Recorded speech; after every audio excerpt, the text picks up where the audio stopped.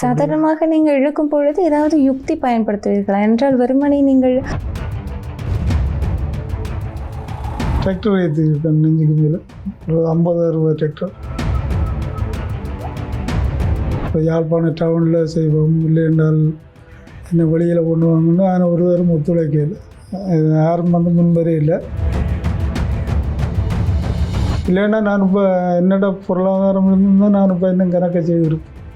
என்ன ஒரு 7-8 சாதனை செய்து புறனுக்கு போகிறதுக்கு நான் யோசிக்கிறேன். அதுக்கு யாரும் பொன்சல் செய்தால் போகலாம். கிடங்கு வெட்டி கிடங்குல மூடி ஆள 1.5 மணியால் மேலே நெருப்பு. சாதாரணமாக பாம்பு பிடிக்கும் பொழுது பாம்பு கொத்துவது என்பது இயல்பான ஒரு விஷயம். உங்களுக்கு அப்படி ஏதாவது இது வரைக்கும்? இல்லை அவரை நான் கொத்த விட மாட்டேன். என்னென்னா அவரை வாயை எட்டி பிடிச்சி போடணும். சரி, இப்படி இருக்கும் போது நீங்கள் இது வரைக்கும் பிடிச்ச பாம்புகளில் இது ஒரு பெரிய பாம்பு அப்படின்னு சொன்னால் நீங்கள் எது சொல்லுவீர்கள்?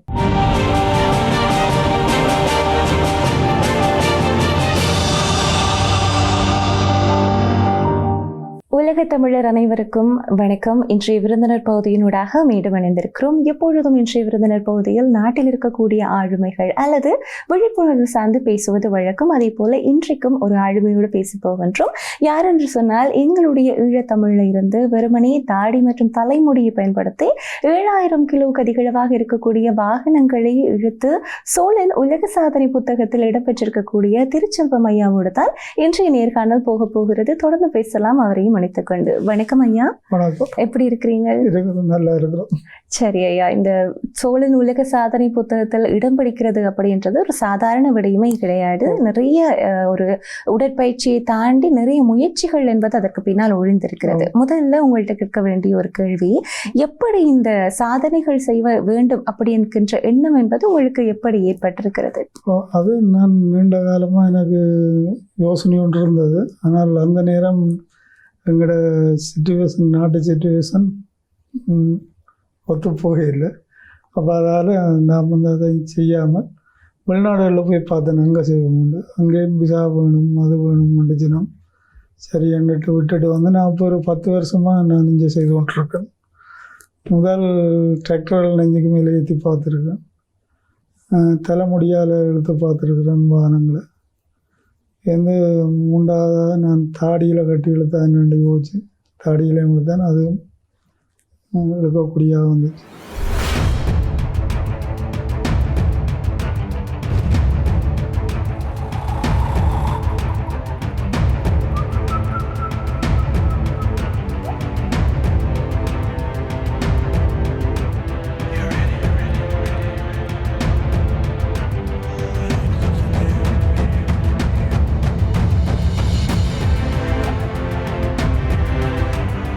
இப்படி ஒரு விஷயம் செய்யறதுக்கு முன்னால நீங்கள் எக்கச்சக்கமான பயிற்சிகள் என்பது எடுத்திருப்பீர்கள் என்றால் அந்த இடத்துல வந்து அந்த விஷயத்தை செய்யறதுன்றது கஷ்டம். அதுக்கு முன்னுக்கு நிறைய பயிற்சிகள் என்பது கண்டிப்பாக இருந்திருக்கும். பயிற்சி செய்து கொண்டு தான் இருக்கிறோம்.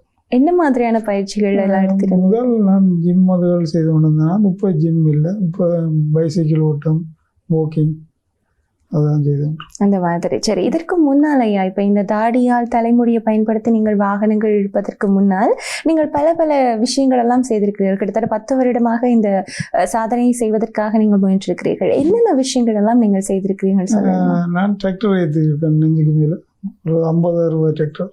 50-60 டிராக்டர்? ஒன்றுக்கு பின்னால் ஒன்று ஏறுற மாதிரி. மற்றது தலைமுடியில் வாகனத்தை இந்த டிப்பர் எடுத்திருக்கிறேன்.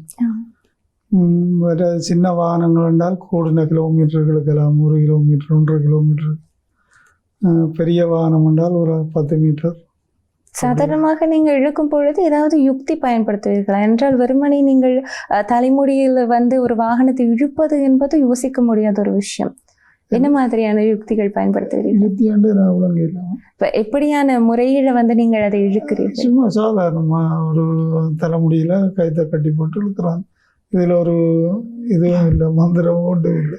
சரியா, நீங்கள் முதலில் இந்த மாதிரியான விடயம் செய்ய போகிறேன் அப்படின்னு சொன்ன உடனே உங்களுடைய குடும்பத்தில் இருக்கக்கூடியவர்கள் அல்லது அயலவர்கள் சொல்லியிருக்கக்கூடிய விஷயங்கள் என்னவாக இருக்கிறது? இல்லை, முதல் எங்களை வீட்டுக்காரர் ஒத்துக்கொள்ளையில் தான் இப்படியான இதில் ஒத்துக்கொள்ளையில் உப்பா பேர்ந்து கொஞ்சம் இதான் இந்த ஒன்றும் எனக்கு பிரச்சனை இல்லை தாரு உப்பா ஒத்து போகிறோம். இந்த நான் செய்தால் அவே பிள்ளைகளே வந்து தலைமுடியில் கயிறுகளை எல்லாம் கட்டி விடுவோம்.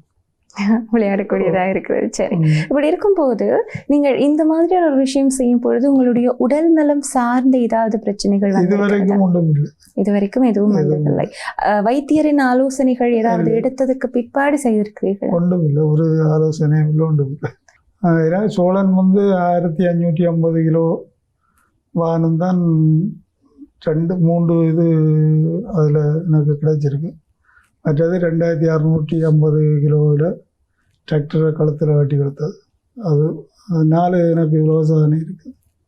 நீங்கள் ஒன்று தாடியில் 400 மீட்டர் இழுத்தினேன்.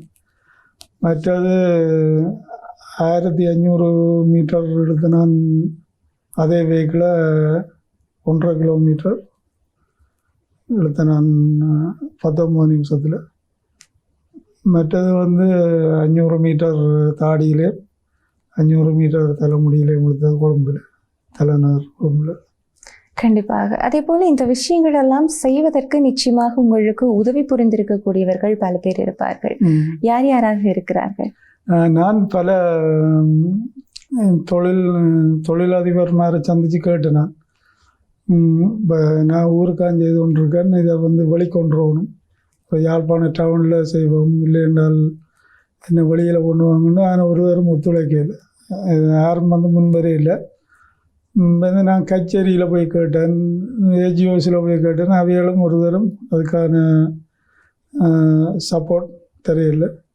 என்ன இவர் அமைச்சர் டாக்டர் சிவானந்த ஐயா போய் கண்டு கேட்டேன், இப்படி என்னிட்ட திறமை இருக்குது, இதை வெளிக்கொண்டு வரணும், என்ன செய்யலாம்னு கேட்டேன். அவர் சொன்னார், நான் கொழும்பில் உண்டு, நான் யாழ்ப்பாணம் தான் கேட்டுறேன். அவர் சொன்னார், தான் கொழும்பில் கொண்டு போய் எடுத்து ப்ராப்ளமிக்குமோ இந்த வெளிக்கொண்டு வரது. நான் சொன்னேன், அதுக்கு என்ன நன்றி ஐயா. இன்னும் 1 மாதத்துக்குள்ளே அவர் எல்லா ஒழுங்குகளும் செய்து போட்டு சொன்னார், இன்ன தேதிக்கு போன 24 சொன்னார், அங்கே போய் இழுக்கணும்னா. நான் சொன்ன உண்டு. அவர் எனக்கு நல்ல இதாக இருந்த சப்போர்ட்டாக சகல விதத்திலேயும் எனக்கு நல்ல உதவியாக இருந்தது. அவருக்கு நன்றியை தெரிவிக்கிறேன். சரி ஐயா, அதே போல் இந்த உலக சாதனை அப்படின்றது ஒரு பெரிய விஷயம். அந்த விடயத்தை நீங்கள் இலகுவாக செய்திருக்கிறீர்கள் அப்படின்னு கண்டிப்பாக சொல்ல முடியாது. பல முயற்சிகள் என்பதற்கு பிற்பாடு தான் இந்த விடயம் என்பது நடந்திருக்கிறது. இப்படி இருக்கக்கூடிய நிலையில இந்த மனநிலை சோழன் உலக சாதனை புத்தகத்தினுடைய உங்களுடைய பெயரும் பொறிக்கப்பட்டிருக்கிறது. இந்த மனநிலை உங்களுக்கு எப்படி இருக்கிறது? சரியா ஹாப்பியாக இருக்கு, சந்தோஷம். சரி ஐயா, இப்படி இருக்கக்கூடிய நிலையில பல பேர் இந்த மாதிரியான முயற்சிகள் செய்யணும், அப்படி இல்லாட்டி பல இளைஞர்களும் சரி உங்களை ஒரு முன்மாதிரியாக வைத்து பல முயற்சிகள் இறங்கணும். அவர்களுக்கு உங்களால் சொல்லக்கூடிய ஒரு அறிவுரை என்னவாக இருக்கும்? இளைஞர்கள் இப்போ என்னென்னு சொன்னால், நாங்கள் முந்தி வளர்ந்த காலம் வித்தியாசம். நாங்கள் காலமே 7-7:30 மட்டும் தோட்டத்தில் வேலை போட்டு தான் பள்ளிக்கூடம் நடந்து போகிறது. இப்போ எல்லாருக்கும் அந்த ஈஸியான வழிகள், இப்போ மோட்டர் சைக்கிள்கள் நிறைய கஷ்டப்படுறதில்ல. இப்போ ஃபோன், ஃபோட்டோஸ், இதெல்லாம் இந்த கூடுதலான இப்போ இளைஞர்கள் இப்போ எங்களோட காலத்தில் அப்படி இல்லை. நாங்கள் 7:30 மட்டும் வேலை செய்து போட்டு நடந்தான் போகிறது. பள்ளிக்கூடம் 3 கிலோமீட்டர் நடந்து போகிறது, நடந்து போய் வாரினாங்க. இப்போ எல்லாருக்கும் ஈஸியாக அந்த தொழில்நுட்பங்களும் வந்த உடனே எல்லாம் தேசியாக போட்டணும். ஆனால் அவே என்ன மாதிரி முன்வரணும்னு நான் நினைக்கிறேன். அப்படி முயற்சி எடுக்கணும். அதை முதல் முயற்சி எடுக்கணும். நாங்கள் இப்படி ஒன்றை செய்யணும் ஒன்றதுலே அங்கே அவைன்ற மனதில் வருவோம். நாங்கள் சொல்லி அவைக்கு வராது. நிச்சயமாக. அதே போல உங்களுடைய இந்த சாதனைகள், இந்த பயிற்சிகள் எல்லாம் தாண்டி உங்களுடைய முழு நேர ஈடுபாடு என்பது இதுவாக இருக்கிறது? நான் தோட்டம் தான், இதுவரைக்கும் தோட்டம் தான் செய்கிறோம். எத்தனை வருட காலமாக? தோட்டம் எங்களோட சிறு வயதிலிருந்து தோட்டம் தான். சரி ஐயா, இப்படி இருக்கக்கூடிய நிலையில் இந்த சாதனை நீங்கள் செய்வதற்கு பொருளாதார ரீதியாக உங்களுக்கான உதவிகள் என்பது கிடைத்திருக்கிறதா? இல்லை, பொருளாதாரம் முதல் கிடைக்கல. எனக்கு சரியான ஒரு உலக சாதனை செய்கிறாண்டால் 30,000 சோழன் இதுக்கு கட்டுவோம். நான் ஒன்றுக்கு முதல் எழுத்ததுக்கு கட்டினேன். 2வது சாதனைக்கு எனக்கு கட்டுறதுக்கு வசதி இல்லை.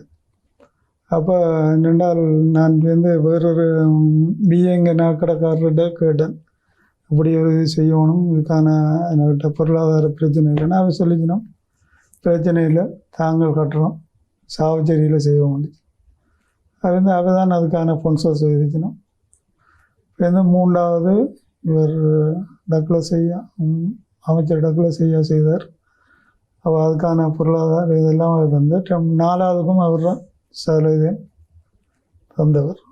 அப்போ அதால் செய்யக்கூடிய வந்து என்னென்னால் நாங்கள் செய்வோம், அதுக்கான இது இல்லை, பொருளாதாரம் செய்கிறதுக்கான இல்லைன்னா நான் இப்போ என்னோட பொருளாதாரம் இருந்திருந்தால் நான் இப்போ இன்னும் கணக்க செய்திருப்பேன், என்ன ஒரு 7-8 சாதனை செய்திருக்கேன். 30,000 இவைக்கு கட்டி ஆகணும், இந்த பதிவு கட்டணும். இப்போ இந்த முறை இதுக்கு போகிறதுக்கும், இப்போ இந்தியாவுக்கு போகிறதுக்கும் இவர் அமைச்சரையாக தான் அதுக்கான ஒழுங்கோல் செய்தெல்லாம் இருக்கு. அதே மாதிரி வேறு என்னை புறனுக்கு போகிறதுக்கு நான் யோசிக்கிறேன், அதுக்கு யாரும் ஸ்பான்சர் செய்தால் போகலாம். நிச்சயமாக ஐயா. அதே போல இந்த உலக சாதனை, அதாவது சோழன் உலக சாதனைக்கு இந்தந்த விதிமுறைகள் எல்லாம் இருக்கணும் அப்படின்னு சொல்லியிருப்பார்கள். அதே போல நீங்கள் இவ்வளவு கிலோமீட்டருக்கு இழுத்திருக்கணும் அப்படின்ற மாதிரியான விதிமுறைகள் என்பது கண்டிப்பாக இருக்கும். உங்களுடைய போட்டியில என்னென்ன மாதிரியான விதிமுறைகள் என்பது பின்பற்றப்பட்டிருந்தது? எனக்கு போட்டியாக வரும் வரையில் தானே நான் இப்போ மழை இழுப்பேன்னு சொல்லி சொன்னால், நான் டெலிஃபோனில் நீலமோகன் நிமலனையாண்டு ஒரு ஆள் இருக்கிறார், இந்த சோழன் உலக சாதனை புத்தக நிறுவனத்தின் தலைவர். அவர்கிட்ட நான் கதைப்பேன், இப்படி என்ன ரெக்கார்ட் இருக்குது பார்த்து சொல்லுங்க. அப்போ அவர் சொல்லுவார், நான் முதல் ஸ்டார்டில் வந்து 2 கிலோமீட்டர் எழுத்தேன் தாடியில் கட்டி. அப்போ அவர் அங்கே இருந்து அப்போ எனக்கு அவரோட தொடர்பும் இல்லை, ஒன்றும் இல்லை. அவர் இதை பார்த்துருக்கார், இந்த வீடியோ பார்த்துட்டு அவர் என்ன நம்பர் எடுத்து கால் பண்ணி கேட்டார்,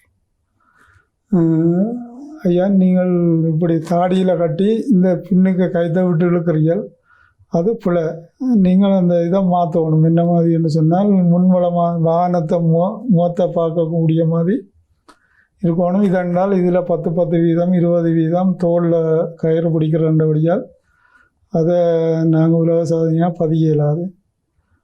நீங்கள் முன்வளம் எழுப்பியல் என்றால் நாங்கள் உலக சாதனையாக பதிவம் உண்டு நீலமோகன் நிமலனையா சொல்லியிருக்கார். நான் சொன்னேன், அது பிரச்சனை இல்லையா, நான் முன்வளம். அப்போ எனக்கு இதுன்ற ரூல்ஸுகள் தெரியாது, கட்டி போட்டு கைத்தை பின்னுக்கு தான் விட்டு இழுத்தேன். அப்புறம் அந்த ரூல்ஸ் இப்படி தான் இருக்கணும் இந்த மாதிரின்ற. அப்போ வந்து நான் இழுத்து போட்டு வீடியோ போட்டேன், இப்படி முன்வளமாக இழுக்கலாமையா இழுத்துருக்கிறேன்னு. அது சொன்னால் உலக சாதனையாக பதியலாம். அப்போ இவ்வளவு ரெக்கார்டில் இருக்கான்னு கேட்டேன்னு அவர் சொன்னார், 40 மீட்டர் தான் இருக்குதுன்னு. நான் சொன்னேன் 400 இழுக்கிறேன்னு. அது சொன்னால் அதுக்கு எழுத்து போட்டு உடனே அவர் அதுக்கான ஒழுங்குகள் எல்லாம் செய்து இங்கே அந்த நடுவர் எல்லாரையும் அனுப்பினார். வந்து பார்த்திங்கன்னா 400 மீட்டர் முதல் இது எடுத்த அப்புறம் இப்போ இந்த அடுத்தடுத்ததுக்கு என்னட்ட பொருளாதார வசதிகள் பிரச்சனையாக இருந்தது. இதுக்கு இந்த சோழனுக்கு கட்ட வேண்டியது ஒரு ப்ரோக்ராம் செய்கிறேன்றால் எப்படியும் 60 அந்த எங்களை ஊருக்கு செய்கிறதா இருந்தாலும் எங்கள் ஸ்பீக்கர்கள் வாகனங்கள் மற்ற சோழனுக்கு 30 கட்டணும், 60,000 ரூபா வேணும் ஒரு ப்ரோக்ராம் செய்கிறது. இப்போ என்னட்ட வசதியில் தான் நான் விட்டேன். எங்கள் விஎங்கே தான் 2வது உலக சாதனைக்கு ஸ்பான்சர் பண்ணி தாங்கள் செய்கிறோம்னு செய்தது.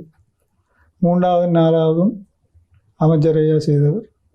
அப்போ அதால் எனக்கு அவ்வளோ பெருசாக வேண்டு இல்லை.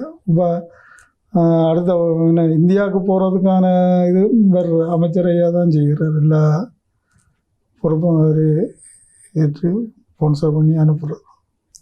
அடுத்த மாதம் போகிறோம் இந்தியாவுக்கு. நல்லதையா, அங்கேயும் எங்களுடைய பெருமையை நீங்கள் அப்படியே காப்பாற்றுவீர்கள் அப்படின்னு சொல்லிக்கொண்டு, உண்மையில் உங்களுடைய ஊரில் இருக்கக்கூடியவர்கள், உங்களை பார்க்கக்கூடியவர்கள் உங்களுக்கு பல பாராட்டுகளை கொடுத்திருப்பார்கள்.